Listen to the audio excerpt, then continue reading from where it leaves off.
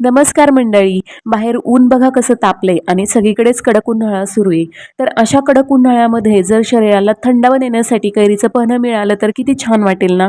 तर हे पन्हं मी फर्स्ट टाइमच बनवलेलं आहे. खूप छान वाटलं पिऊन आणि अगदी 5 मिनिटात बनवून तयार होतं.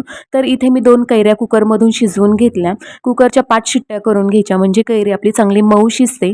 नंतर कुकर थंड झाल्यावरती कैरीचा जो गर आहे तो गर एका मिक्सरच्या भांड्यामध्ये काढून घ्यायचा आणि चाळणीच्या मदतीने गाळून घ्यायचा. नंतर जेवढा गर निघाला तेवढाच गूळ चिरून घ्यायचा. थोडंसं पाणी टाकून कमी गॅसवरती तो ठेवून वितळून घ्यायचा. गूळ पाण्यामध्ये वितळला की मग ते गुळाचं पाणी सुद्धा गाळून घ्यायचं एका पातेल्यामध्ये आणि जो कैरीचा गर आहे तो त्या पातेल्यामध्ये टाकून कमी गॅसवरती एक उकळी काढायची.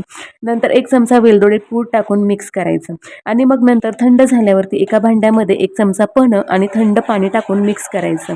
थोडेसे चिमूटभर मीठ सुद्धा टाकू शकता चवीसाठी आणि ग्लासमध्ये ओतून प्यायला घ्यायचं. खूप छान लागतं. तर आता हे जे पन्हं आहे ना ते फ्रीजमध्ये महिनाभर ठेवू शकता. जेव्हा प्यायचं असेल तेव्हा एका ग्लासमध्ये पन्हं आणि थंड पाणी टाकून मिक्स करून प्यायला घ्यायचं आणि एन्जॉय करायचं. खूप छान लागतं. तुम्ही सुद्धा नक्की ट्राय करा आणि अगदी 5 मिनिटामध्ये हे तयार होतं.